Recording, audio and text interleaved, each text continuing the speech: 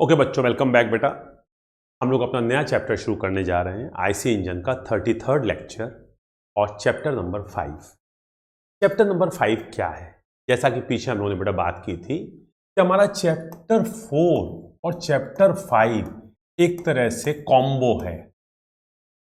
हम चैप्टर 4 में देखते हैं fuel supply system of IC engine, मतलब जो हमारा आईसी इंजन है उसका जो फ्यूल है, पेट्रोल है या डीजल है, वो हम उसको कैसे सप्लाई करते हैं, उस तंत्र को समझते हैं। लेकिन फ्यूल जलता नहीं है वहां पे। कहने का मतलब जलने के पहले की पूरी तैयारी करते हैं फ्यूल सप्लाई सिस्टम में। कह सकते हैं एक तरह से इस पूरे प्रोसेस का फिजिक्स समझते हैं। और चैप्टर 5 में हम क्या करते हैं? कंबस्शन इन एसआई इंजन हम लोग समझते हैं। कंबस्शन, अब इसका मतलब क्या हुआ? इसका मतलब ये दोनों मिलके ही हमारा एक तरह से कंबस्शन थ्योरी है। तो हम फ्यूल सप्लाई सिस्टम समझ चुके हैं। आज हम लोग कंबस्शन थ्योरी को समझने जा रहे हैं बेटा। तो आइए इस कंबस्शन थ्योरी को समझने के लिए शुरुआत करते हैं। तो हम लोग पढ़ने जा रहे हैं combustion in SI engine and CI engine. ठीक है, आइए। अब देखिए इसमें जो हमारा कंटेंट है जो हम कवर करेंगे उसको हमने इस तरह से लिखा है और पॉइंट वाइज हमने उसको इस तरह से डिस्ट्रीब्यूट किया। तो सबसे पहले हम लोग उठा रहे हैं इंट्रोडक्शन, कि हम लोग इस कंबस्शन के बारे में थोड़ा बेसिक जानकारी करें, बड़ी महत्वपूर्ण है।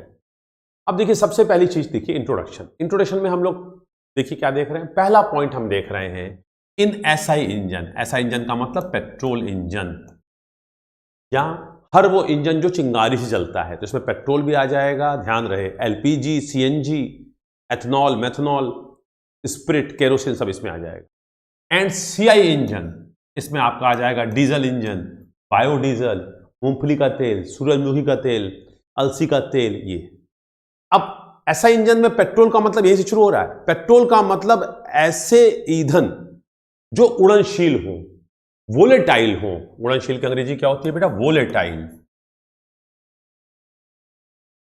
या पहले से ही गैसेस फॉर्म में हो, जैसे लिक्विड एलपीजी है या सीएनजी है। और ये ऐसे ईंधन जो लेस वोलेटाइल हो, कम उड़नशील हो। इसका मतलब अब यहां पे इस फैक्टर की बहुत इंपॉर्टेंस आने जा रहा है।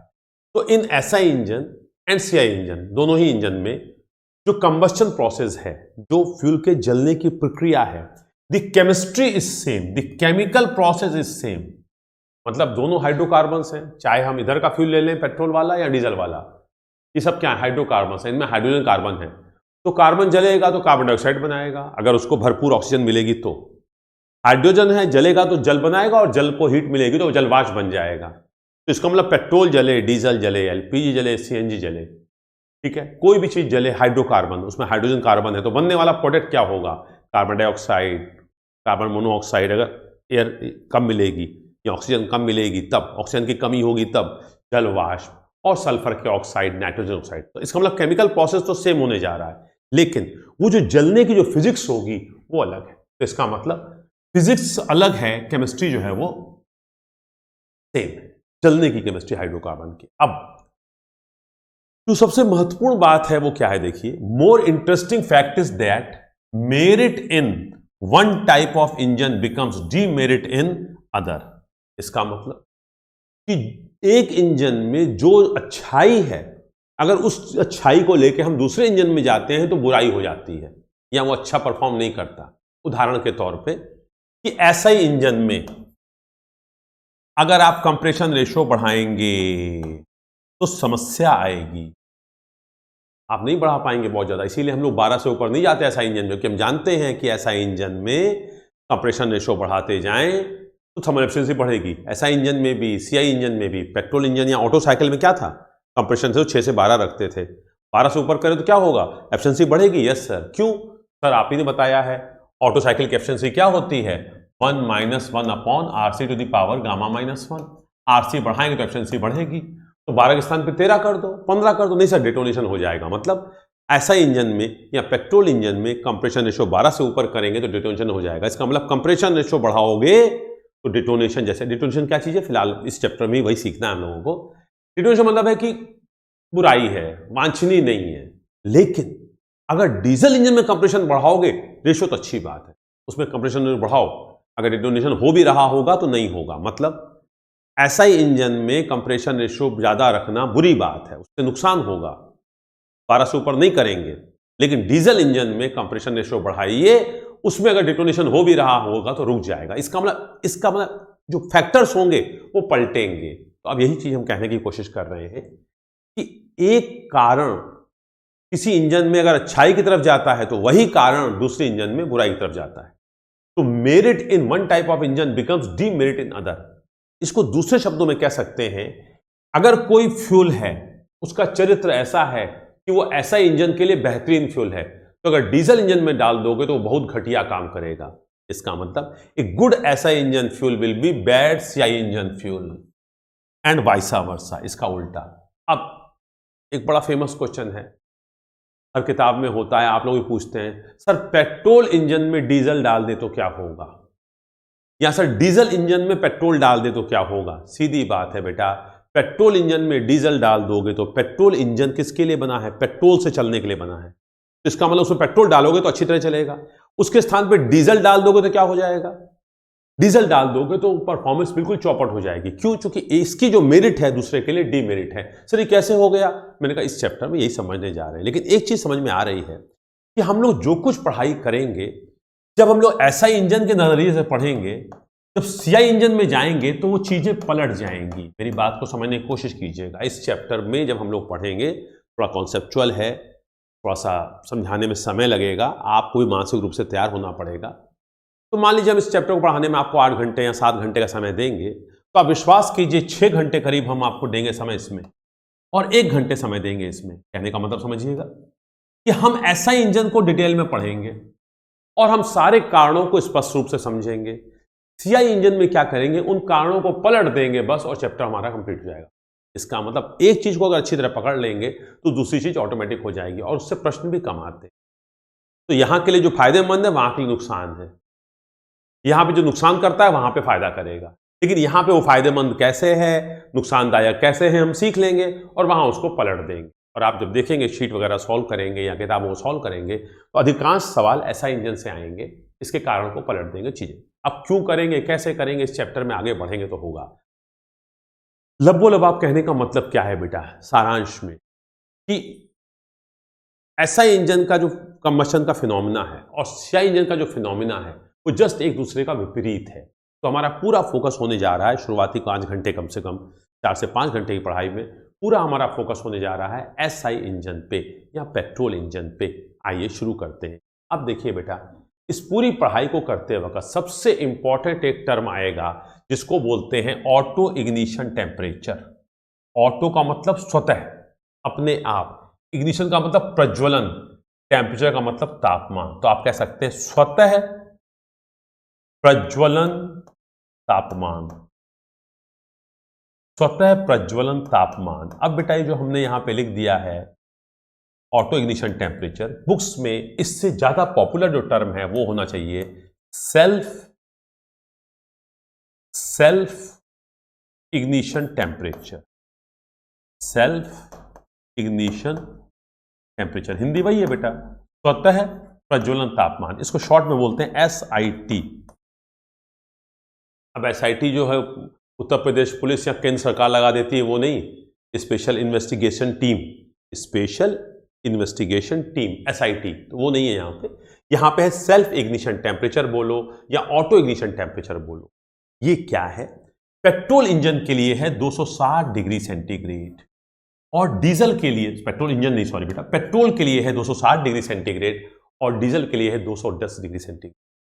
इसका मतलब कि पेट्रोल जलता है 260 डिग्री सेंटीग्रेड टेम्परेचर पे और डीजल जलता है 210 डिग्री सेंटीग्रेड। अब जरा समझने की कोशिश करिएगा, ये बहुत ही कंफ्यूजन है। सर पेट्रोल जल्दी जलता है, अगर हम चिंगारी लाएं तो पेट्रोल फट जल जाएगा, डीजल नहीं जलेगा। मैंने कहा बात सही है आपकी, लेकिन अब इसी से यहीं से पढ़ाई शुरू होनी है, इसको पकड़ने की कोशिश कीजिए। अभी हम कह रहे हैं ऑटो इग्निशन टेम्परेचर या सेल्फ इग्निशन टेम्परेचर। पेट्रोल का होता है 260 डिग्री सेंटीग्रेड, डीजल का होता है 210 डिग्री सेंटीग्रेड। तो थोड़ा समझने की कोशिश करते हैं एसआईटी या सेल्फ इग्निशन टेम्परेचर क्या होता है। अब बेटा सेल्फ इग्निशन टेम्परेचर मेरे जबान पे ज्यादा चढ़ा हुआ है, यहां पे लिखा हुआ है ऑटो इग्निशन टेम्परेचर, किताबों में या हर जगह सेल्फ इग्निशन टेम्परेचर है। तो अगले बार मैं नोट्स में यहां पे कर दूंगा सेल्फ इग्निशन टेम्परेचर, है ना। तो सेल्फ इग्निशन टेम्परेचर या ऑटो इग्निशन टेम्परेचर या स्वतः प्रज्वलन तापमान क्या होता है? सर एसआईटी क्या होता है? Sir it is the minimum temperature required for combustion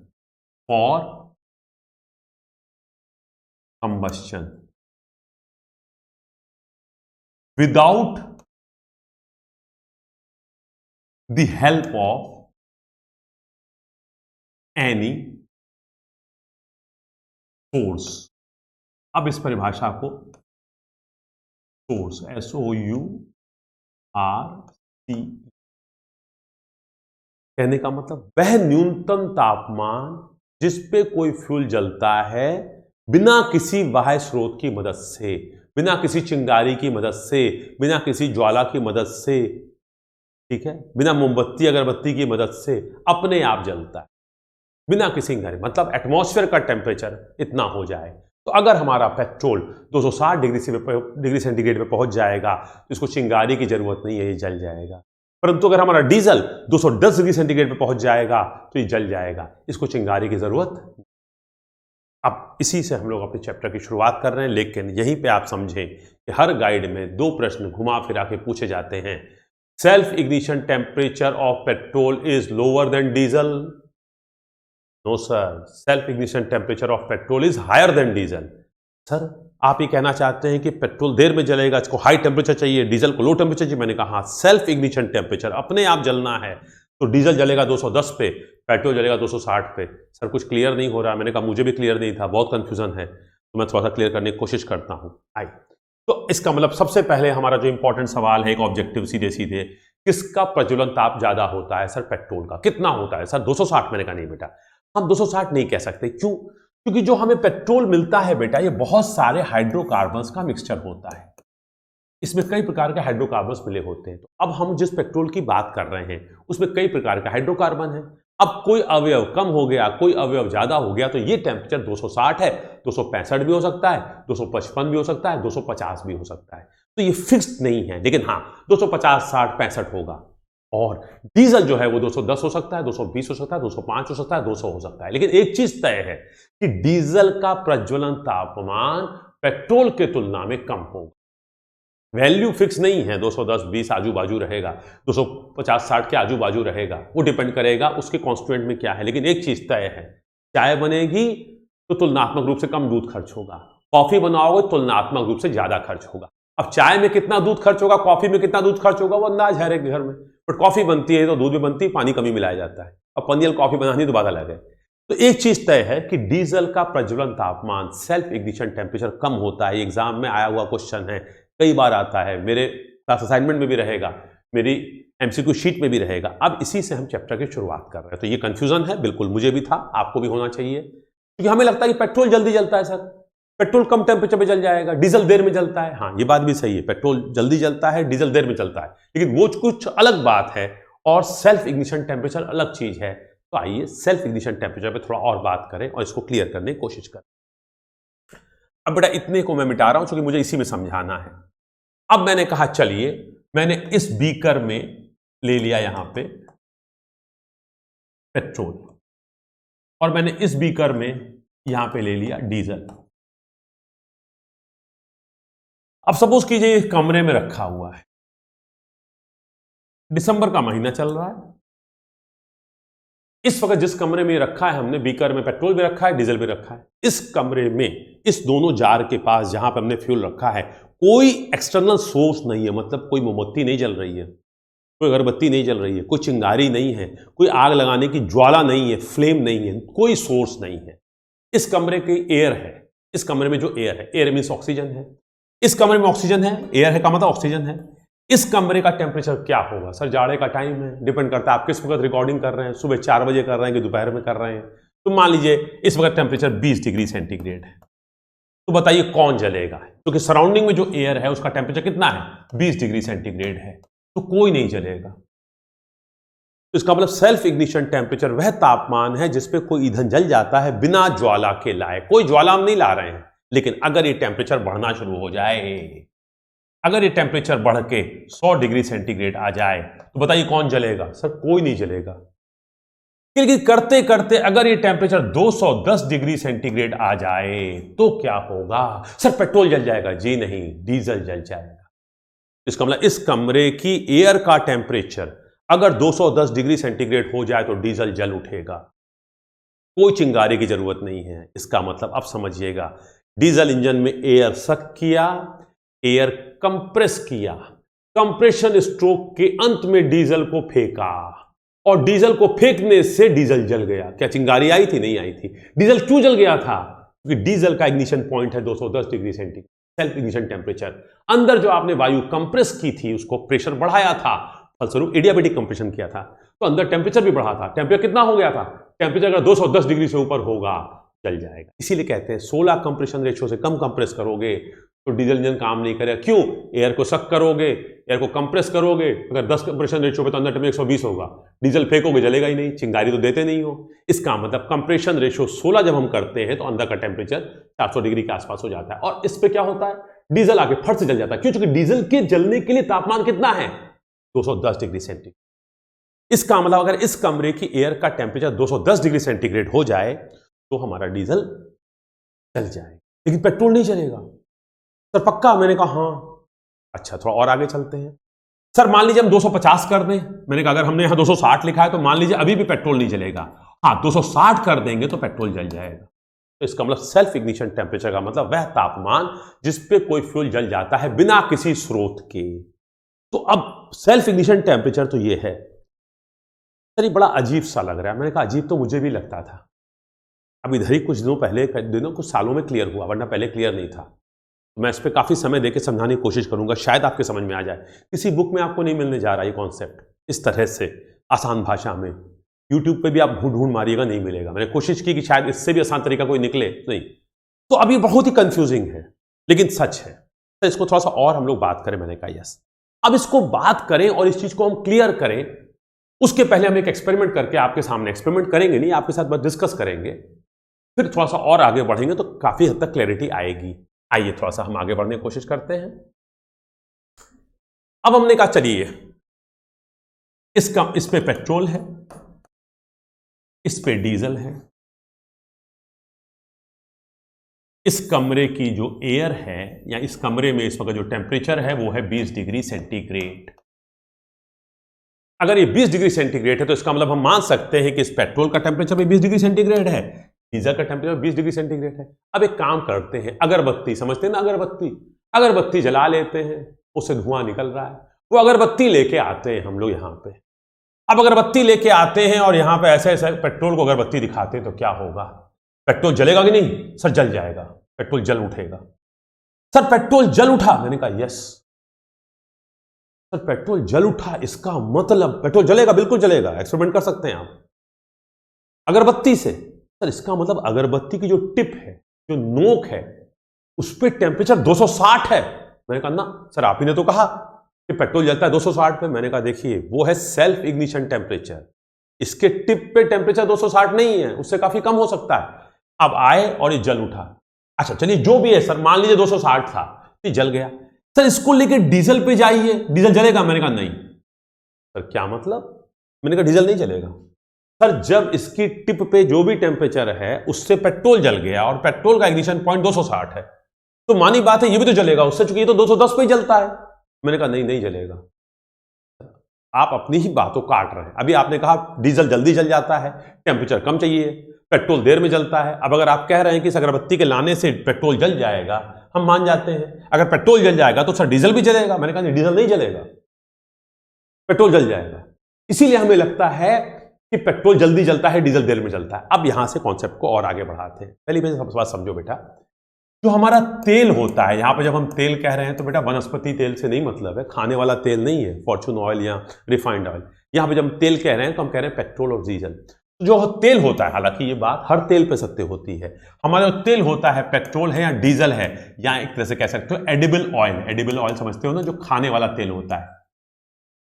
हमारा तेल नहीं जलता, मेरी बात समझिए, तेल नहीं जलता है या तेल कंबशन नहीं होता, तेल की वाष्प जलती है, वेपर जलती है। तो समझे, सबसे पहले समझने की कोशिश कीजिए, तेल की वाष्प जलती।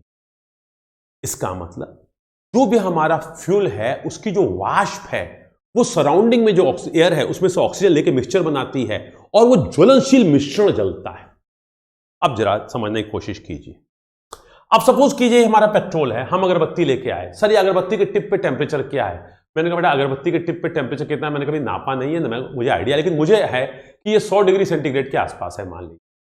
सर 100 डिग्री सेंटीग्रेड पे अगर टिप पे टेम्परेचर कैसे जलेगा? मैंने कहा टिप जैसे 100 पे लाओगे, 100 क्या और कम टेम्परेचर होगा तो भी आग पकड़ लेगा। सर इसका इग्निशन टेम्परेचर 260 है। मैंने कहा बेटा सेल्फ इग्निशन टेम्परेचर का मतलब है वह तापमान जिसपे कोई फ्यूल जलता है बिना बाह्य सोर्स के। आप समझिए, कभी पेट्रोल है, पेट्रोल फैला हुआ है, वहां पे किनारे कहीं पे एक बीड़ी का टुकड़ा है छोटा सा, बस उसमें जरी सी चिंगारी बची हुई है और पेट्रोल आग पकड़ लेता है। तो क्या उस बीड़ी के टुकड़े में जले और छोटा सा टुकड़ा है, आग हादसे होते हैं बेटा। तो क्या उसके अंदर टेम्परेचर 260 है क्या? नहीं सर, टेम्परेचर बहुत कम हो सकता है। अब हो क्या रहा है समझने की कोशिश कीजिए बेटा कि पेट्रोल उड़नशील है, तो अब 20 डिग्री सेंटीग्रेड के ऊपर पेट्रोल की वाष्प निकल रही है। सर डीजल की भी वाष्प निकल रही होगी। मैंने कहा अभी आराम आराम से। अब रोल आ रहा है एक नई चीज का जिसको बोलते हैं फ्लैश पॉइंट। तो मेरी बात को पकड़ने की कोशिश की आपने। पहले मैंने कहा कि यह बात जो सर आपने गलत तो नहीं लिख दिया है कि डीजल 210 और पेट्रोल 260। मैंने कहा गलत नहीं लिखा। डीजल का ignition temperature, self ignition temperature या ऑटो इग्निशन टेम्परेचर पेट्रोल की तुलना में कम होता है, जो कि जल्दी हजम नहीं होता है। किताबों में रट लेते हैं हम लोग, आंसर लिख देते हैं, लेकिन हजम नहीं होता। मुझे भी हजम नहीं हो रहा है, लेकिन वास्तव में ही सच है। लेकिन ये सेल्फ इग्निशन टेम्परेचर है, तो उस पर हम लोग एग्री कर गए। अब इसको समझने की कोशिश कर रहे हैं। अब हम अगरबत्ती लेके आए तो हमने कहा पेट्रोल जल्दी जल जाएगा, आपने कहा हाँ सर जल जाएगा। डीजल भी जल जाएगा, हमारा कॉमन सेंस कहता है कि पेट्रोल जल्दी जलेगा, डीजल देर में। लेकिन अगर 210 260 ही है, 210 ही है, तो बेटा ये सेल्फ इग्निशन टेम्परेचर है। अब रोल में आ रहा है फ्लैश पॉइंट। अब जरा यहां पे समझने की कोशिश कीजिए कि कोई भी तेल जो है उस तेल की वाष्प होती है, वाष्प बनती है, वो वाष्प वायु में मौजूद ऑक्सीजन से मिक्सचर बनाती है और ये मिक्सचर जलता है। अब ये वाष्प जो है उठने के लिए कुछ टेम्परेचर चाहिए और वो होता है फ्लैश पॉइंट। तो आइए थोड़ा सा एक कदम आगे बढ़ते हैं, इस बात को हम शायद क्लियर कर पाएंगे। और अब बेटा देखिए हम थोड़ा सा आगे बढ़ रहे हैं। फ्लैश पॉइंट क्या है? देखिए फ्लैश पॉइंट वह टेम्परेचर है जिसपे कोई फ्यूल, फ्लैश पॉइंट वह टेम्परेचर है जिसपे कोई fuel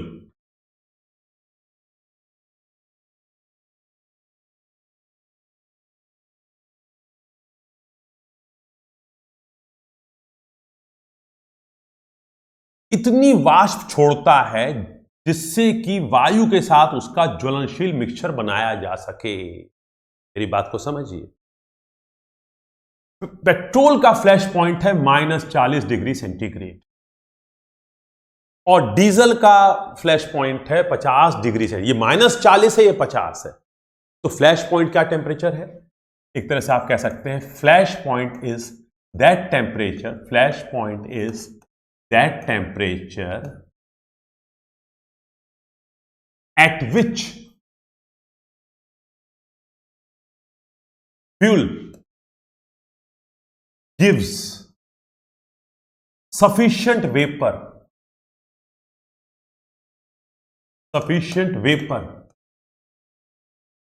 to form ignitable mixture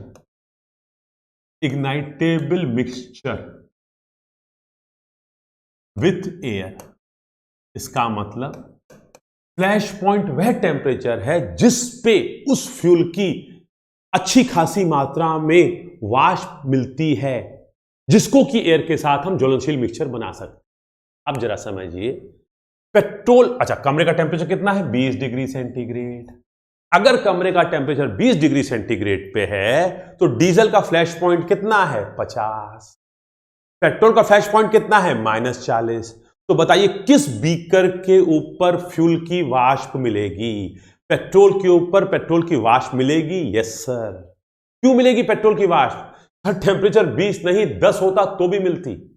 sir temperature 0 degree centigrade होता तो भी मिलती।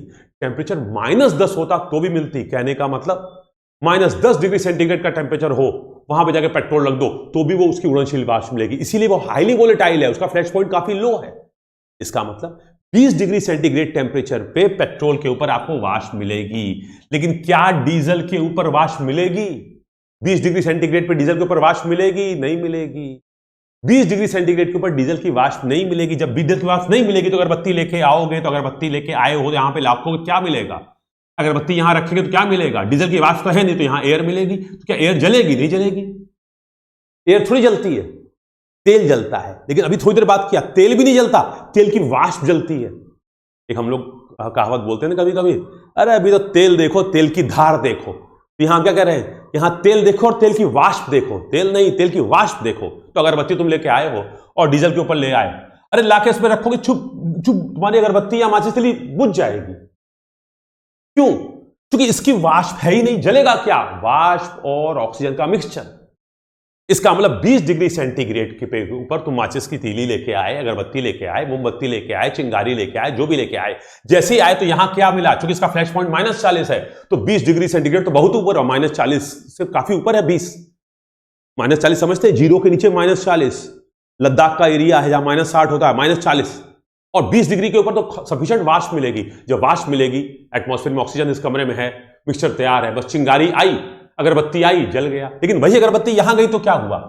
डीजल के ऊपर रखा है तुमने अगरबत्ती, तो क्या हो रहा है? क्या मिल रहा है इसको? डीजल की वाष्प तो उठ ही नहीं रही है। डीजल की वाष्प कब उठेगी? जब 50 डिग्री सेंटीग्रेड आएगा। इसका मतलब अगर कमरे का टेम्परेचर 20 डिग्री सेंटीग्रेड है, ज्वाला लेके आओ, क्या होगा? पेट्रोल फट से जल जाएगा। तब कमरे का टेम्परेचर 50 हो जाए तो क्या होगा? कमरे का टेम्परेचर का 50 जब हो जाएगा तो ये -40 से बात, तो 50 डिग्री सेंटीग्रेड पे इसकी वाष्प क्या होगी? बहुत ज्यादा निकलेगी। मतलब डीजल पेट्रोल अगर इस कमरे के अंदर टेम्परेचर 50 डिग्री सेंटीग्रेड हो तो क्या होगा? पेट्रोल की वाष्प खूब तेजी से निकलेगी, क्योंकि तो -40 पे निकलती है, 0 पे और ज्यादा निकलेगी, 10 पे और ज्यादा, 50 पे खूब निकलेगी एक साथ। तो जैसे ही तुम लाओगे माचिस की तीली या अगरबत्ती, दूर तक बस पकड़ लेगी आग। पेट्रोल का लेवल ये है, वाष्प यहां पे है, फंस जाए। लेकिन 50 डिग्री सेंटीग्रेड पे क्या होगा? डीजल की वाष्प निकलना शुरू होगी, तो आग पकड़ेगा। लेकिन ला के ऐसे आग पकड़ाओगे, तो इसका मतलब समझ में? तो चिंगारी से लाके जब आप आग पकड़ाते हैं, वो चीज फ्लैश पॉइंट से कंट्रोल हो रही है।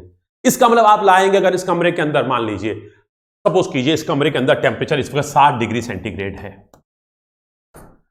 अगर 60 डिग्री सेंटीग्रेड है तो इसकी वाष्प उठ रही होगी, क्योंकि तो -40 पे उठ जाती है, 60 तो बहुत ऊपर है। और यहां पे भी उठ रही होगी, क्यों? क्योंकि अब तो टेम्परेचर 50 से ऊपर है। अब किसकी वाष्प ज्यादा उठ रही होगी? इसकी वाष्प ज्यादा उठ रही होगी। अब अगरबत्ती लेके आए तो क्या होगा? यहां पेट्रोल है, अगरबत्ती यहां लाएंगे, फट से पकड़ लेगी आग। तो इसने आग जल्दी से पकड़ ली, और यहां पे लेके आएंगे तो क्या होगा? नहीं पकड़ेगी। लेकिन यहां लाएंगे तो पकड़ लेगी, डीजल जलने लगेगा।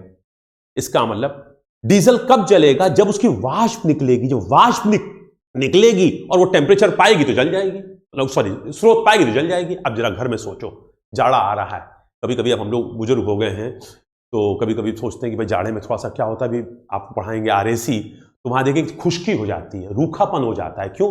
एटमॉस्फेयर में जो है मॉइस्चर कम हो जाता है। अपने हाथ पैर वैसे ऐसे करोगे ना तो नाखून का निशान आ जाता है, खुश्की है, ड्राई वेदर है। क्या करते हैं? चलो भाई थोड़ा सरसों का तेल गर्म कर दो, दिन में धूप है, थोड़ा सा मालिश कर लेते हैं, अच्छी तरह से नहाएंगे आज, तो थोड़ा सा बढ़िया सा मालिश। तो क्या करते हैं? तेल गर्म करने के लिए, ठंड होती है बहुत, हिम्मत नहीं होती, तो तेल गर्म कर लेते हैं, थोड़ा सा गर्म तेल से मालिश करते हैं। तो कटोरी में तेल ले लिया और गैस के ऊपर रख दिया। अब गैस के ऊपर तेल रखते हैं और जैसे ही LPG गैस ऑन करते हैं, क्या तेल जलता है? नहीं। कभी देखा है? तेल का जो लेवल होता है उसके ऊपर आग लगती है, और वो भी कब? तुरंत नहीं, बस आपने गैस ऑन किया। अब सोचिए, वो जो एडिबल ऑयल है, खाने वाला तेल है, सरसों का तेल जो खाते हो वही तो है ना, उसी से मालिश करते हो।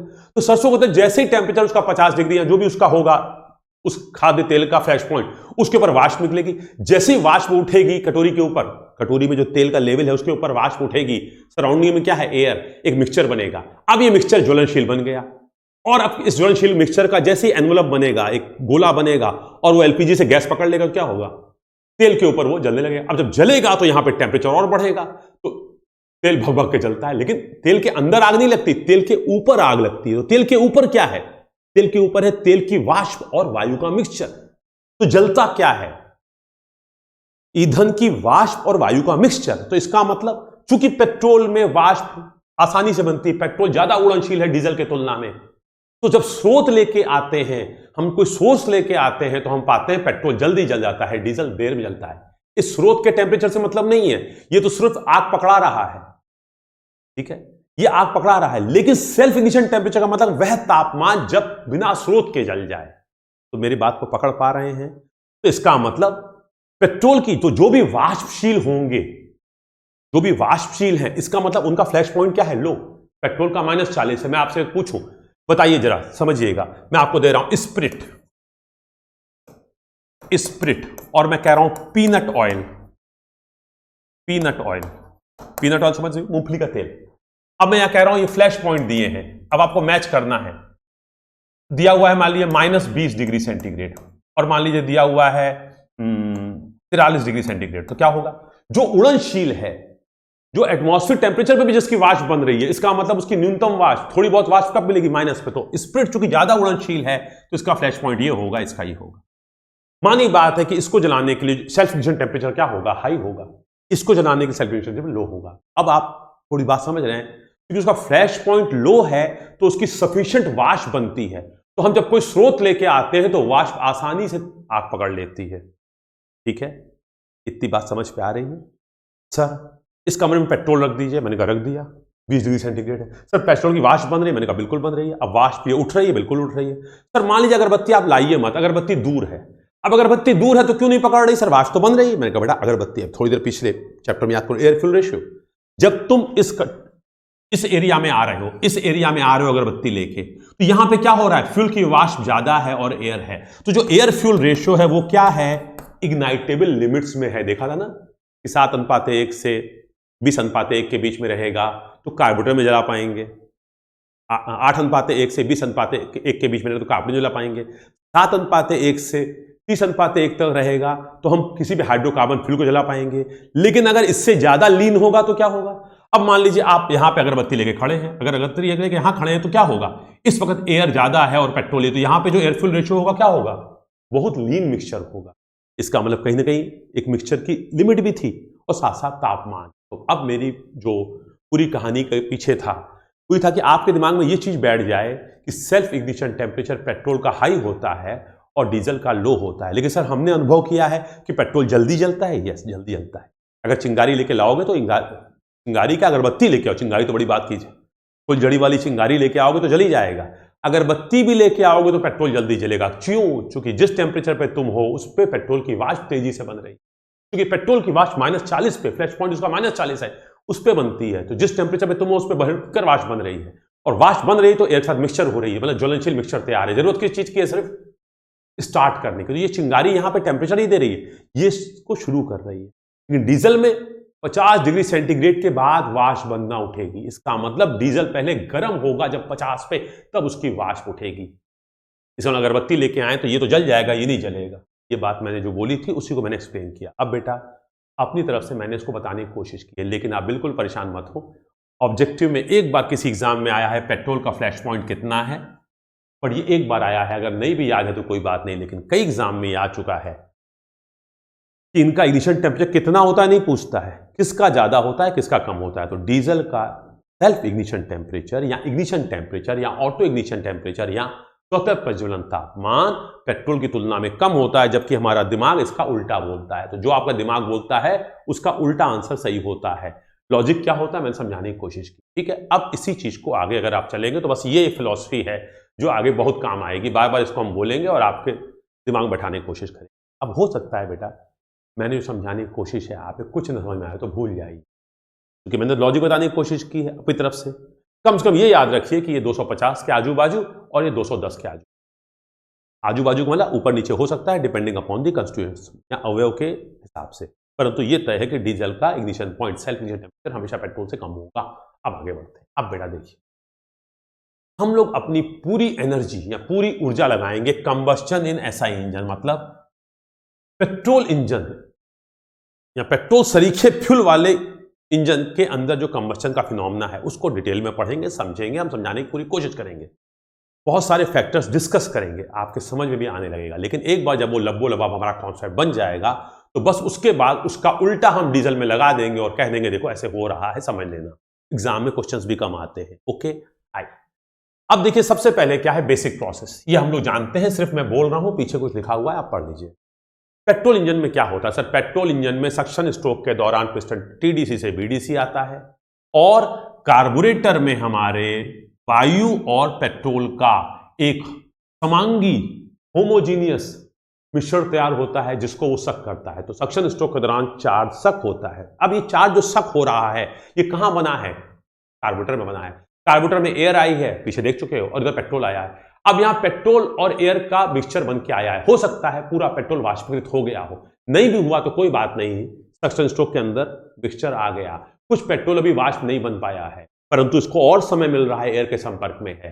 पेट्रोल उड़नशील होता है तो वाष्प बन जाएगा। अभी भी नहीं बना है तो कंप्रेशन स्ट्रोक है। कंप्रेशन स्ट्रोक के अंत में जब हम टीडीसी पे पहुंचेंगे तब चिंगारी आएगी। तो चिंगारी आने से पहले हमारे पास क्या है? इस एयर और इस पेट्रोल को आपस में मिक्स होने के लिए, तो पेट्रोल यहां आया, वेपराइज हो गया, एयर तो वेपराइज थी, अब इसको मिक्स होने के लिए पूरा पूरा सक्शन स्ट्रोक है। फिर कंप्रेशन स्ट्रोक है, और कंप्रेशन स्ट्रोक में क्या होगा? प्रेशर भी बढ़ेगा, टेम्परेचर भी बढ़ेगा, मतलब टेम्परेचर का भी मदद है। तो कंप्रेशन स्ट्रोक के अंत तक ये मिक्सचर क्या हो जाएगा? ज्वलनशील मिक्सचर बन जाएगा, ज्यादा अच्छा बन जाएगा। सफिशिएंट समय मिल रहा है मिक्सचर को बनने के लिए।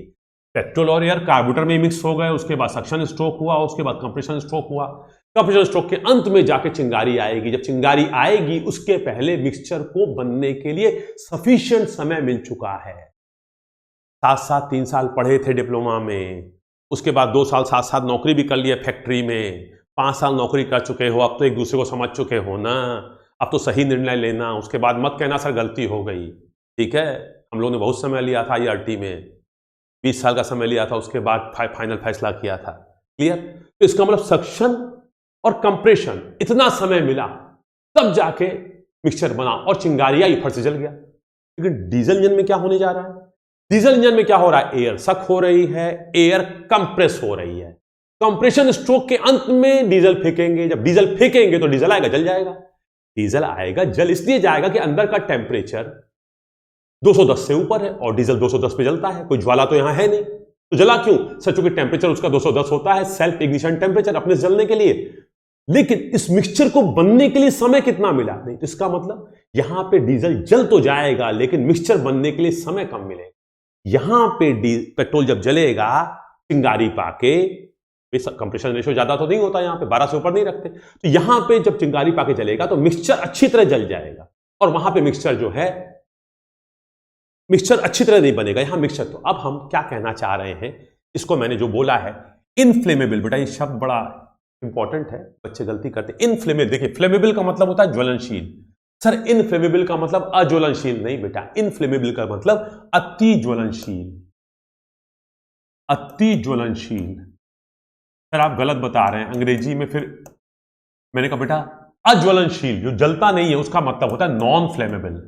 नॉन फ्लेमेबल का मतलब अज्वलनशील, और इनफ्लेमेबल का मतलब अति ज्वलनशील। So inflammable mixture of petrol and air coming from carburettor enters into the cylinder during suction stroke. Suction stroke में क्या होता है? वायु और पेट्रोल का ज्वलनशील मिक्सचर जो कार्बोरेटर में तैयार है वो सक्शन स्ट्रोक के अंदर आता है। Charge is compress during compression stroke. Compression stroke के दौरान चार्ज को कंप्रेस किया जाता है। Vaporisation of the petrol and charge preparation, mixing of. अब इस दौरान क्या होता है कंप्रेशन स्ट्रोक में? जो थोड़ा बहुत पेट्रोल वाष्पीकृत नहीं हो पाया था, अच्छी तरह मिक्स नहीं हो पाया था, वो भी मिक्स हो जाता है। अब as compare to CI engine sufficient time is available in SI engine. साथ साथ 3 साल पढ़े हो, 2 साल नौकरी किए हो, एक दूसरे को समझने के लिए मौका मिला है 5 साल का, अब भी नहीं समझ पाए, इसका मतलब कहीं समझदारी में कमी। लेकिन अरेंज्ड मैरिज होती तो क्या होता? अरेंज मैरिज में होता है, जाते हैं, बातचीत करते हैं, 1-1.5 घंटा बातचीत करते हैं, उसमें जो समझ सफिशिएंट समय नहीं मिलता एक दूसरे समझने के लिए। बाद में कह सकते हैं हम लोग समझ नहीं पाए, फैसला गलत हो गया। लेकिन तो इसका मतलब पेट्रोल इंजन में सफिशिएंट टाइम मिल रहा है। तो अब as compare to CI engine, diesel engine की तुलना में sufficient time is available in SI engine for this purpose. Which purpose? Mixture preparation के लिए, मिश्रण को बनने के लिए पेट्रोल इंजन में ज्यादा समय मिल रहा है। मेरी बात को समझिएगा बेटा, एक है मिश्रण का बनना और दूसरा है जलना। वहां पे भी एयर सक हुई है, एयर कंप्रेस हुई है, डीजल आया है, जल गया। डीजल जल तो गया लेकिन डीजल को इस एयर के साथ मिक्स होने के लिए समय उतना नहीं मिला जितना कि यहां पेट्रोल को वायु के साथ मिला। क्योंकि पेट्रोल को वायु के साथ मिक्स होने के लिए कार्बोरेटर में समय मिला, सक्शन स्ट्रोक मिला, कंप्रेशन स्ट्रोक मिला, उसके बाद चिंगारी आके जला। तो ये चीज आगे चल के बहुत महत्वपूर्ण होने जा रही है। तो इसका मतलब sufficient time is available in petrol engine, but इतना समय डीजल इंजन में जलने के लिए नहीं मिलता। ओके, डीजल इंजन में अपने आप जलता है, इसलिए ज्यादा टेम्परेचर चाहिए, और पेट्रोल में चिंगारी आती है तो आप 6 कंप्रेशन रेशियो पे भी जला लेंगे। पेट्रोल इंजन को हम 4 कंप्रेशन रेशियो पे भी चलाएं तो चला लेंगे, 2 कंप्रेशन रेशियो पे चलाएं चला लेंगे, क्योंकि क्या है, कंप्रेशन रेशियो किया आपने, 2 कंप्रेशन रेशियो पे टेम्परेचर अंदर 22 डिग्री है, कोई बात नहीं, 22 डिग्री पे जल जाएगा, क्योंकि चिंगारी आएगी, उसका टेम्परेचर कुछ भी हो, अंदर वाष्प बनी हुई है, जल जाएगा, क्योंकि इसका फ्लैश पॉइंट कितना है, -40। क्योंकि इसको अपने से नहीं जलना है, इसको चिंगारी की मदद से जलना है। मेरी बात तो समझ में आ रही है? अगर आपका नकल करके जुगाड़ है नौकरी पाने का, तो पढ़ना थोड़ी है, फिर तो नकलची बुद्धिमान होना चाहिए जो आपके जगह बैठेगा एग्जाम देने, आजकल ये हो रहा है। इसका मतलब अपने से नौकरी पानी है तो आपको बहुत मेहनत करनी है, और कोई सेटिंग करके पानी है तो फिर आपको थोड़ी मेहनत करनी है, उसको करनी है।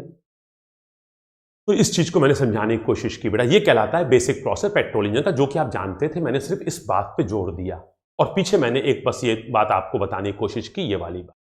अगर ये 2 चीजें बेसिक चीजें, देखिए बेटा, ये चैप्टर अपने आप में हाईली थ्योरेटिकल है। शुरू में हो सकता है आपको लगे कुछ समझ में नहीं आ रहा है, ठीक है, ये बात अगर आपके दिमाग में बैठ गई है, साथ में ये बात बैठ गई है, ये 2 बड़ी बातें आपके दिमाग में बैठ गई है कि पेट्रोल इंजन में मिक्सचर बनने के लिए सफिशिएंट समय मिलता है, वहां पे मिक्सचर बनने के लिए सफिशिएंट समय नहीं मिलता है। पेट्रोल इंजन में इस्तेमाल होने वाला ईंधन जो पेट्रोल है, उसका सेल्फ इग्निशन टेम्परेचर 260 के आसपास होता है, उसका 210 के आसपास होता है। ये 2 बातें आपके दिमाग में आ गई। अब आइए हम लोग चलते हैं पढ़ने इसका अगला टॉपिक, वो है stages of combustion in SI engine. अब देखिए बेटा, हम लोग तो कह रहे हैं चार्ज सक हुआ, चार्ज कंप्रेस हुआ, कंप्रेशन स्ट्रोक के अंत में चिंगारी आई और जल गया, कंप्रेशन स्ट्रोक के अंत में चिंगारी आई और जल गया। ये चिंगारी आई और जल गया जितनी आसानी से आपने कह दिया, तो चिंगारी आई तो फ्यूल जल तो गया, और क्या हुआ? मैंने कहा बेटा, चिंगारी आई और फ्यूल जला, लेकिन इसके अंदर क्या क्या हुआ हमें उसको पढ़ना है, मतलब जो स्टेजेस हैं उसको पढ़ना है। अरे क्या है, बच्चा गया था इलाहाबाद पढ़ने, जूनियर इंजीनियर बन गया। अरे जूनियर इंजीनियर बनने के पहले कितना पापड़ बेला है, 12 साल लग गया, 12 साल तो ज्यादा हो गया बेटा, 3 साल डिप्लोमा किया, 2 साल कोचिंग किया, उसके बाद 1 साल और पढ़ा, 3 साल और पढ़ा, 6 साल उसके पहले हाई स्कूल से इलाहाबाद आया हुआ था, 8 साल लग गया, उसमें कितने पापड़ बेले किसी को नहीं मारा, शहर गया था, पढ़ा लिखा हो गया। अब उसके अगर एक एक दिन का हिसाब करोगे, एक एक मिनट का हिसाब करोगे, एक एक सेकंड का हिसाब करोगे, तो उसकी एक पूरी दिनचर्या मिलेगी। तो अब हम लोग उस कंबस्चन को, किसके, ऐसा इंजन के कंबस्शन स्टेजेस को देखने जा रहे हैं। अब आपके सामने एक बड़ा ही भयंकर तरह का कर्व है, अब इसको समझने की कोशिश कीजिए। हमारा जो एक्स एक्सिस है, इस पे यहां पे है BDC, bottom dead centre, bottom dead centre, और ये ऊपर वाला होता है टीडीसी बीडीसी, टीडीसी बीडीसी। तो ये है बीडीसी, ये है टीडीसी, और फिर ये है बीडीसी। इसका मतलब बीडीसी से टीडीसी और टीडीसी से बीडीसी। अब हम चल रहे हैं बीडीसी से टीडीसी की तरफ। अब अगर हम बीडीसी से टीडीसी जा रहे हैं और पेट्रोल इंजन है, तो 2 संभावनाएं हो सकती हैं, या तो ये कंप्रेशन स्ट्रोक है या ये एग्जॉस्ट स्ट्रोक है। क्योंकि बीडीसी से टीडीसी हम कब जाते हैं? कंप्रेशन में जाते हैं, फिर जब पावर मिलती है तो टीडीसी से बीडीसी आते हैं, फिर कब जाते हैं? जली गैस को धक्का देके निकालने के लिए। तो हम बीडीसी से टीडीसी चल रहे हैं, हम बीडीसी से टीडीसी चल रहे हैं। और किस इंजन में? एसआई इंजन में। तो हम क्या कर रहे हैं? कंप्रेशन स्ट्रोक हम मान रहे हैं। तो हम कंप्रेशन स्ट्रोक के दौरान बीडीसी से टीडीसी चल रहे हैं। जब हम बीडीसी से टीडीसी चलेंगे तो क्या होगा? चार्ज को कंप्रेस करेंगे, चार्ज को कंप्रेस करेंगे। तो ये चार्ज है, जैसे जैसे कंप्रेस करेंगे वॉल्यूम घटता जाएगा, प्रेशर बढ़ता जाएगा, प्रेशर बढ़ता जाएगा। तो अब समझिए हम क्या दिखा रहे हैं। हम दिखा रहे हैं आपको पी थीटा डायग्राम। तो वाई एक्सिस पे लिया गया है प्रेशर और एक्स एक्सिस पे लिया गया है थीटा, क्रैंक एंगल। अब जरा समझिएगा, जब पिस्टन बीडीसी पे होता है और टीडीसी तक पहुंचता है तो एक स्ट्रोक कवर करने में क्रैंक कितना घूमता है? 180 डिग्री। इसका मतलब अगर ये बीडीसी है और क्रैंक यहां पे है और ये टीडीसी है और ये है, तो इसके बीच में कितना डिग्री होगा? 180 डिग्री। तो यहां से यहां तक जब जाएगा तो क्रैंक कितना नाचेगा? 180 डिग्री। और फिर यहां से यहां आएगा तो फर्दर नाचेगा, क्योंकि एक चक्कर में पिस्टन 2 स्ट्रोक करता है। तो आप जरा समझिए, बीडीसी से हम टीडीसी जा रहे हैं। इस वक्त यह है हमारा सक्शन स्ट्रोक के अंत में हालचाल। अब हम बीडीसी से टीडीसी जा रहे हैं तो क्या होगा? अंदर का प्रेशर बढ़ना शुरू हो जाएगा। तो अब जरा यहां पे देखिए 3 कर्व दिखाए गए हैं, पी थीटा डायग्राम। तो वाई एक्सिस पे क्या है? प्रेशर। कहां पे? सिलेंडर के अंदर। किसका? सर चार्ज का। या अगर कल को थोड़ी देर बाद ये जल जाएगा तो जली हुई गैस का। सिलेंडर के अंदर जो चीज है उसका। कंप्रेशन स्ट्रोक के दौरान तो सर जला नहीं है, तो चार्ज का है। और जब जल उठेगा एक्सपेंशन स्ट्रोक के दौरान तो क्या हो जाएगा ये? तो अब जरा समझिएगा, ये वाला स्ट्रोक कौन सा कहलाएगा? ये वाला स्ट्रोक कहलाएगा कंप्रेशन। क्यों? क्योंकि हम जा रहे हैं बीडीसी से टीडीसी, लेकिन अब अगर हम ये कहें टीडीसी से बीडीसी तो क्या कहलाएगा? एक्सपेंशन। कंप्रेशन के दौरान क्या है? चार्ज कंप्रेस हो रहा है। एक्सपेंशन के दौरान क्या है? गैसेस एक्सपेंड कर रही हैं। कौन सी गैसेस? वही जो कंबशन के बाद बनती हैं, जिनको बोलते हैं हॉट गैसेस, कंबशन गैसेस।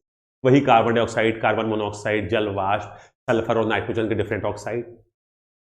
तो now this is your compression, this is your expansion. BDC से टीडीसी, टीडीसी से बीडीसी, तो वाई एक्सिस पे है प्रेशर इनसाइड दिस सिलेंडर। किसका? कंप्रेशन में चार्ज का और एक्सपेंशन में गैसेस का। और एक्स एक्सिस पे क्या दिखाया है? टीडीसी, बीडीसी से टीडीसी। और ये क्या डिपेंड करेगा? ये डिपेंड करेगा क्रैंक का एंगल। यहां है 180, यहां है 0 और फिर ये 180। ये है क्रैंक रोटेशन। ओके, अब देखिए बेटा, इस ड्राइंग में आपको या इस ग्राफ में 3 तरह के कर्व आपको दिख रहे हैं। जरा देखने की कोशिश कीजिएगा बेटा। कहां चला गया भाई? इस आ जाओ।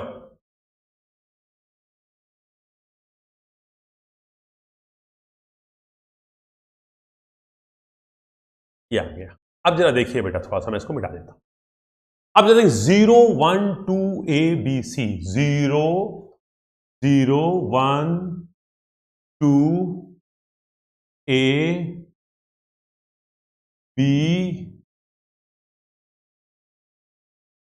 0 1 2 ए बी सी। तो 0 1 2 ए बी सी ये कहलाता है आइडियल ऑटो साइकिल या थ्योरेटिकल ऑटो साइकिल। थ्योरी क्या कहती है?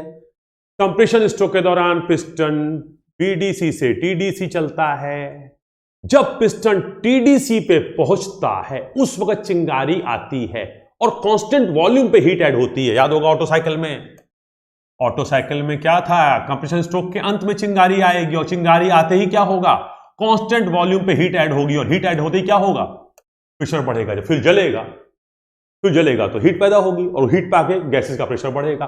तो कंप्रेशन स्ट्रोक के अंत में जब पिस्टन टीडीसी पे पहुंचता है, चिंगारी आई, गैस जल गया, फ्यूल जल गया, अंदर प्रेशर बढ़ गया, बस। जबकि थ्योरी कहती है चिंगारी थोड़ा पहले देते हैं ताकि कंबशन होने में कुछ समय लगेगा। लेकिन इसका मतलब 0 1 2 ए, ये क्या है? कंप्रेशन। ए बी क्या है? ए बी है कांस्टेंट वॉल्यूम पे हीट एडिशन।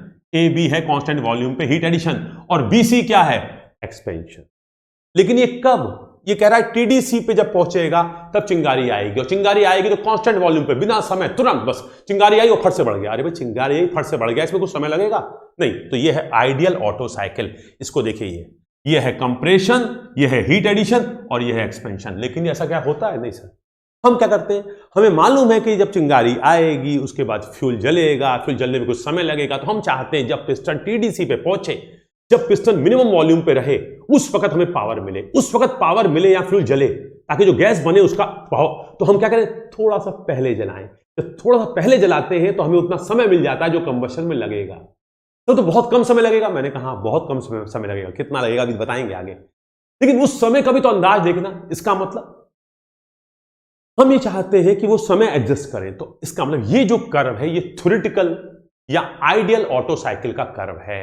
क्लियर हो रही है बात? तो नाउ फर्स्ट आएगा आइडियल ऑटो साइकिल। ये 0 1 2 ए बी सी, जिसको मैंने यहां पे एक तरह से कह सकते हैं रेड कलर से, खूब अच्छी तरह से इसको रेड कलर से दिखा दे रहा हूं ताकि आपको यहां पे अच्छी, व्हाट इज रेड कलर से जो दिख रहा है आपको? रेड कलर से दिख रहा है आइडियल ऑटो साइकिल। ये हो गया आपका आइडियल ऑटो। ओके, आगे बढ़ते। अब ये आइडियल ऑटो साइकिल है। सर मान लीजिए सेक्शन हो गया, कंप्रेशन स्ट्रोक के अंत में हम टीडीसी पे पहुंचे और कोई चिंगारी आई नहीं। तो मैंने चिंगारी आई नहीं तो बस जैसे गए वैसे लौट आओगे, प्रेशर बढ़ेगा ही नहीं। प्रेशर क्यों बढ़ रहा है? क्योंकि फ्यूल जल रहा है। फ्यूल क्यों जल रहा है? क्योंकि कंप्रेशन स्ट्रोक के अंत में अंदर टेम्परेचर ये नहीं है कि डीजल जल जाए, सॉरी पेट्रोल चार्ज जल जाए। अंदर टेम्परेचर हाई हो गया है कंप्रेशन करने से, जो कंप्रेशन जो 6 7 8 9 10 है कुछ, बट अंदर जलने के लिए चिंगारी चाहिए। क्योंकि अपने आप जलना है तो 260 चाहिए, तो आपने इतना तो कंप्रेस किया नहीं है पेट्रोल की अपना जले, तो यहां पे आपको चिंगारी चाहिए। चिंगारी आएगी तो जलेगा, क्योंकि चिंगारी आएगी तो फिर टेम्परेचर की बात ही नहीं है। और अदरवाइज अगर अपने से जलना है तो सेल्फ इग्निशन टेम्परेचर चाहिए। तो आपके 6 कंप्रेशन रेशियो 210 200 आपका 60 चाहिए, 260 तो आया नहीं है। अगर सर चिंगारी ना आए तो क्या होगा? मैं दूसरा कर देखिए। अब दूसरा कर है नॉन फायरिंग कर। मतलब सर कंप्रेशन हुआ, चिंगारी नहीं आई, तो मैंने कहा जैसे गए वैसे लौट आओगे। कंप्रेशन में जितना वर्क लगा है एक्सपेंशन में उतना वर्क मिल जाएगा अगर फ्रिक्शन को हम नेग्लेक्ट कर दें तो। ये कहलाता है non firing curve. Non firing curve का मतलब चिंगारी नहीं आई। कभी कभी दीपावली में, बेटा हम दीपावली का एग्जांपल लेंगे इस चैप्टर को समझाने के लिए, जो बम धूम धड़ाका होना है, फिर को जलना है, तो धूम धड़ाका होना है तो दिवाली आएगी। सर दीपावली में इतना बड़ा बम लगा लिया, उसकी जो बत्ती होती है वो है, माचिस लगा दी, अब उसके बाद सब लोग कान में उंगली डाल के खड़े हो गए और बम फुस निकल गया, बजा ही नहीं, खत्म। तो क्या हुआ, कंप्रेशन के अंत में गए, चिंगारी आई नहीं, तो जैसे ही गए लौट आए। तो ये क्या हुआ, non firing curve. Non firing curve कैसा होगा, जरा देखो ये कंप्रेशन स्ट्रोक के अंत में गए, चिंगारी आती, फ्यूल जलता, तो थ्योरेटिकली प्रेशर ऐसे बढ़ जाता, जबकि एक्चुअली तो नहीं बढ़ेगा, थ्योरेटिकली ऐसे बढ़ता। चिंगारी आई नहीं, तो चिंगारी नहीं आई तो क्या हुआ, लौट के बुद्धू घर को आए, जैसे गए थे वैसे लौट आए, बम बजा ही नहीं। सब लोग गए थे देखने, बम बजेगा लौट आए सीधे सीधे। तो जैसे कंप्रेशन कर्व था वैसे एक्सपेंशन कर्व होगा। मींस इस दौरान प्रेशर बढ़ा, इस दौरान प्रेशर घटा। अगर फ्रिक्शन को नेग्लेक्ट कर दे तो एग्जैक्टली सेम होगा। तो कहा जाता है non firing means no combustion takes place, कोई भी कंबस्टन नहीं होता, फ्यूल नहीं जलता। क्यों नहीं जलता, चिंगारी नहीं दी हमने। Expansion is mirror image of compression, जो एक्सपेंशन होता है वो कंप्रेशन का दर्पण प्रतिबिंब होता है। मिरर इमेज मतलब जस्ट ठीक उल्ट, दर्पण प्रतिबिंब, उसका रिवर्स हो जाएगा। ये नॉन फायरिंग कर्व है। तो अब ये बताइए सर, हमारा जो एक्चुअल पेट्रोल इंजन है उस, अब ये वाला समझे, ये हुआ, ये सर 0 1 2 A और D, 0 1 2 AD, 0 1 2 AD। तो सर हमारे एक्चुअल पेट्रोल इंजन में कैसा होता है? सर ऐसा होता है, मैंने कहा ये तो थ्योरेटिकल है, जानते हो, ये तो हो नहीं सकता, ये तो अजम्पशन था। सर ऐसा नहीं होता, मैंने ना, सर ऐसा होता है, मैंने कहा भैया फ्यूल जलेगा ही नहीं तो कुछ नहीं होगा। तो ना ऐसा होता है ना ऐसा होता है। हमारे इंजन में वास्तव में जो होता है, एक्चुअल कंबस्टन जो होता है, उसको हम दिखाने जा रहे हैं ग्रीन कलर करके। ग्रीन कलर भी थोड़ा ऐसा करते हैं कि आपको दिखाई अच्छी तरह से दे, हम इसको दिखाएं। हमारे एक्चुअल इंजन में जो होता है बेटा, हम चलते हैं 0 1 2 और ये ऐसे चलता है। हमारे एक्चुअल इंजन में जो होता है वो ये समझिए। Okay, now this is the actual combustion process which takes place inside a petrol engine. 0 1 2 A B C, ये है आइडियल ऑटो साइकिल, किताब में होती है, डिप्लोमा करेंगे सबको नौकरी मिल जाएगी, सब जेई बन जाएंगे, किताब में होता है। हजारों के, आप तो 10,000 में भी एक जेई बन जाए तो बुरी बात है, किताबी बात है कि ऐसे पेट्रोल जलता है 0 1 2 A B C। सर फिर पढ़ना ही बेकार है, किसी को नौकरी नहीं मिलती, भैया ऐसे अभी नहीं है, पढ़ना ही बेकार, सर कुछ होना ही नहीं है तो नहीं मिलना, बड़ा मुश्किल है, टफ हो गया है, बहुत मेहनत चाहिए। ठीक है, तो एक्चुअल स्थिति है 0 1 2 3 4। What is this? This is the actual combustion process. Actual combustion process, इसका मतलब हमारे इंजन में आइडियल ऑटो साइकिल ये है। क्या ऐसा होता है पेट्रोल इंजन में? नहीं सर, किताबी पेट्रोल इंजन में जो हमारी ऑटो साइकिल पढ़ते हैं उसमें ऐसा होता है, जहां पे पिस्टन के टीडीसी पे पहुंचने पे चिंगारी आती है। क्या ये होता है? सर ये तो है ही नहीं, इसमें तो चिंगारी आई नहीं है, तो मिरर इमेज है, इसमें तो कुछ मिला ही नहीं, जितना खर्च हुआ उतना ही वापस मिल गया। तो मिला क्या? नेट जितना लगा उतना वापस आ गया, नेट गेन तो 0 हुआ। एक्चुअली सर ये होता है। सर अब इसमें क्या है? मैंने कहा अब इसमें अगर गौर करो तो एक है 1, एक है 2, एक है 3 और एक है 4। इसका मतलब ये जो कंबस्टन प्रोसेस है इसके भी हिस्से हैं, टुकड़े हैं। सर नौकरी कैसे मिलेगी? पहले प्री क्वालिफाई करो, फिर मेंस का एग्जाम दो, और फिर हो सकता है स्किल टेस्ट होगा या इंटरव्यू होगा। तो ये नौकरी पाना कितना मुश्किल है। पहले आपने दिया DRDO का, मान लीजिए है, या किसी भी एग्जाम का है, आपने पहले प्री क्लियर किया, उसमें नॉन टेक क्लियर किया, करके आगे पहुंचे टेक्निकल दिया, टेक्निकल क्लियर किया, उसके बाद पहुंचे तो कहीं स्किल टेस्ट हो रहा है, कहीं पे इंटरव्यू हो रहा है, और उसके बाद मेडिकल है। चलिए मेडिकल हम मान सकते हैं, अगर आप स्वस्थ हैं तो वो एक दूसरी तरह की बात है, लेकिन ये 3 स्टेजेस तो हैं, मेडिकल भी एक स्टेज है।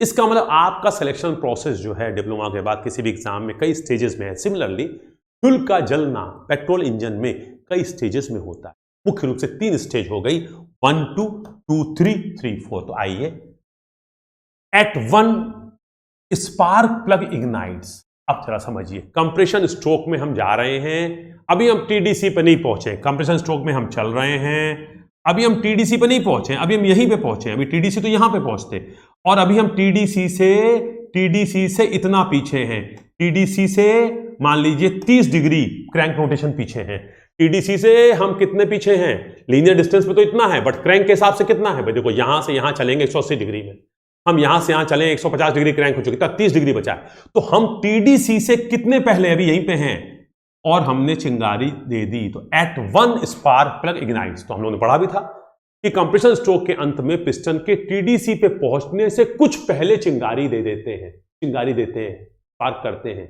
कितने डिग्री पहले करेंगे, 10 डिग्री पहले करेंगे कि 20 डिग्री पहले करेंगे, 50 डिग्री पहले करेंगे, वोल्टामीटर डायग्राम में ये डिपेंड करता है उस इंजन के निर्माता की डिजाइन पे और परिस्थितियों पे। स्पार्क टाइमिंग आजकल जो इंजन होते हैं उसकी स्पार्क टाइमिंग वेरिएबल होती है, लेकिन एक चीज तय है कि टीडीसी पे जाके स्पार्क नहीं होगा, टीडीसी के बाद नहीं होगा, टीडीसी के पहले होगा, 10 डिग्री पहले होगा कि 12 डिग्री पहले होगा, इसको बोलते हैं स्पार्क एडवांस। तो इसका मतलब एक्चुअली जब हम कंप्रेस करते हैं तो कंप्रेशन स्ट्रोक के दौरान पिस्टन जब टीडीसी की तरफ अग्रसर होता है तो टीडीसी से कुछ पहले हम चिंगारी देते हैं। जितने पहले हम चिंगारी देते हैं, जितने डिग्री पहले हम चिंगारी देते हैं क्रैंक के रोटेशन के संदर्भ में, उसको हम बोलते हैं स्पार्क एडवांस। सर 30 डिग्री पहले, सर 22 डिग्री पहले, सर 12 डिग्री पहले, टीडीसी के पहले, तो 1 पे क्या होता है, चिंगारी आती है। At 1 spark plug ignites and at 2, sir चिंगारी आ गई तो फ्यूल जल जाएगा। मैंने कहा वाह भाई वाह, चिंगारी आते ही फ्यूल जल जाएगा। बम के ऊपर तुमने वो बत्ती लगाई थी और यहां पे आग लगाए हो, यहां पे आग लगाए, बम जल जाएगा। अरे अभी आग लगी है, थोड़ा सा आग पकड़ने दो, ज्वाला बनने दो, ज्वाला दौड़ने दो, ज्वाला वहां पहुंचने दो, तब ना धमाका होगा। इसका मतलब at 1 spark plug ignites and at 2 visible flame appears. अब जो तुम्हें ज्वाला दिखेगी, तुमने माचिस लगाई है लेकिन उसकी ज्वाला जो दिखेगी वो 2 पे दिखेगी, बात समझिएगा। 1 पे चिंगारी लगाई है, 2 पे ज्वाला दिखेगी, तो एक 1-2 जो है इस समय लगा, चिंगारी लगी और ज्वाला तुम्हें तब दिखी। इसका मतलब 1-2 कहलाता है फ्लेम इनिशियलाइजेशन, एक तरह से ज्वाला का शुभारंभ।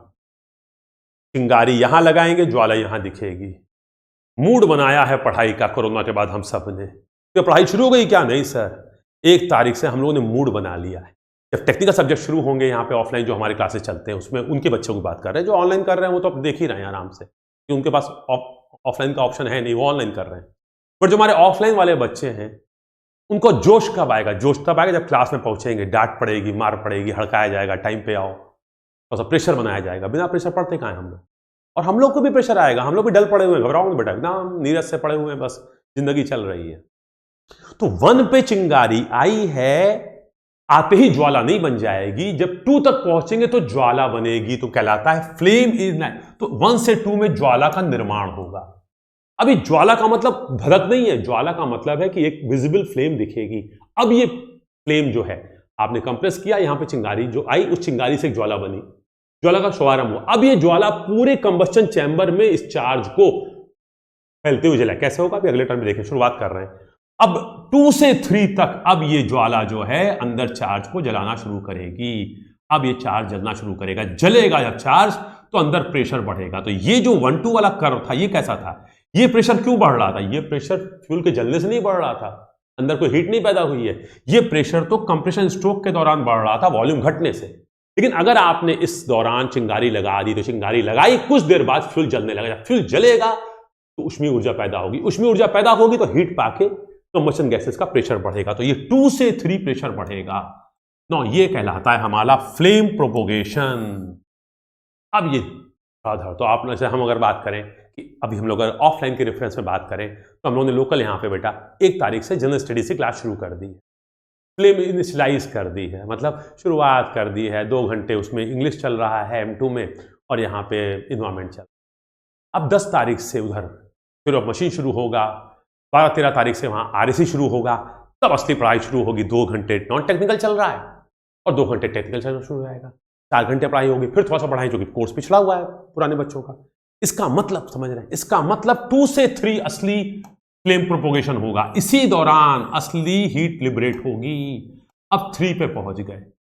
अब 3 के बाद 3 से 4 क्या होगा? आप देखिए 3 से 4 आप क्या है, TD से BDC आ चुके हैं, मतलब अब आप एक्सपेंशन स्ट्रोक में आ चुके हैं। लेकिन अभी भी कुछ फ्यूल जलेगा और इस दौरान जो फ्यूल जलेगा उसका बहुत महत्व नहीं होगा, अगले टर्न पे देखेंगे।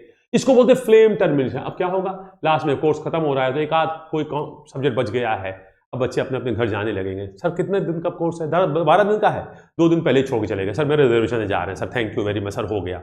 1500 घंटे की पढ़ाई थी सर, 1490 घंटे हो गए, 10 घंटे छोड़। तो फ्लेम टर्मिनेशन मतलब कोर्स की समाप्ति। तो अब ये 3 से 4 क्या होगा, इस ज्वाला का समापन होगा। तो अब मेरी बात को समझिए, एक पे चिंगारी आएगी, 1 से 2 तक के अंदर चिंगारी का या ज्वाला का निर्माण होगा, 2 से 3 तक ज्वाला का प्रसार होगा, फ्लेम प्रोपोगेट करेगी, और 3 से 4 तक क्या होगा, ज्वाला का निस्तारण होगा। तो ये है 3 स्टेजेस। अब इसके अंदर क्या होता है, क्या होना चाहिए, और किस वजह से धमाके माके होते हैं, डिटोनेशन क्या होता है, ये सब समझेंगे। तो बेटा थोड़ा सा थ्योरेटिकल है, मैं बहुत कुछ बोलूंगा आपको समझाने के लिए, दिवाली ले लूंगा, ये करूंगा वो करूंगा, लेकिन मेन उद्देश्य ये है कि आपके जो एग्जाम के क्वेश्चन हैं वो दिमाग से कॉन्सेप्ट लगा के आप टिक कर पाएंगे। अगर ये कर लिया आपने तो समझ में आ गया, क्योंकि आपसे कोई थ्योरी नहीं पूछने जाएगा कि समझाओ, आपको टिक करने आंसर, और आंसर टिक तब कर पाएंगे जब आपका कॉन्सेप्ट बनेगा। अब कॉन्सेप्ट बनाने के लिए मुझे जो उदाहरण लेने हैं मैं लेना चाहूंगा, ठीक है। तो हम लोगों ने बेटा आज इंट्रोड्यूस कर दिया, इन स्टेजेस के बारे में बात कर ली। अब हम लोग इसको नेक्स्ट टर्न पे इन स्टेजेस को डिटेल में पढ़ेंगे और उसके बाद ही आगे पढ़ाई शुरू होगी। Okay, thank you very much. अगला क्लास इसको देखेंगे। ओके बेटा सूरज,